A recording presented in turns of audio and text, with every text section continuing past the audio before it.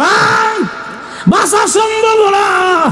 এই জন্য আল্লাহ রাব্বুল আলামিন বলেন আইনামা তাকুনু ইউদরিকুমুল মাউত, কোথায় পালাবে মরণ থেকে, কোথায় ভাগবে মরণ থেকে। এরপর অংশে আল্লাহ নিজে ব্যাখ্যা দিয়া বলেন ওয়ালাউ কুনতুম ফি বুরুজিম মুশাইয়াদা, যদিও তোমাকে লোহা নির্মিত দুর্গে রাখা হয়, এমন একটা রুম বানাইছি, ঘর বানাইছে, যে ঘরে লোহা দিয়া ঘর বানাইছে, যে ঘরে দরজাও নাই, জানালাও নাই, ছিদ্রও নাই, বাতাস ঢুকার কোনো ক্ষমতা নাই, এমন একটা রুমের ভিতরে আটকায়া রাখলেও সেখান থেকেও আজরাইল আনার ক্ষমতা আসেনি। আজরাইল আমি জানি যে কোনো সময়ে মালাকুল মউত সামনে আসতে পারে। এই জন্য আমি যখন ঘর থেকে বের হই, ওযু করে ঘর থেকে বের হই, এখন আমার গায়ে ওযু আছে।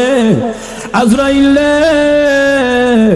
দেখছুনি আমার কান্দের মধ্যে এটা কি আছে? বলে গামছা, পুরান গামছা।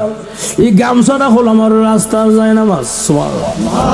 যখন নাকি নামাজের সময় হয়ে যায়, আমি গামছাটা যায় নামাজ বানায়া দিয়া জমিনে মহান আল্লাহর কুদরতি কদমে সেজদায় পড়ে যাই।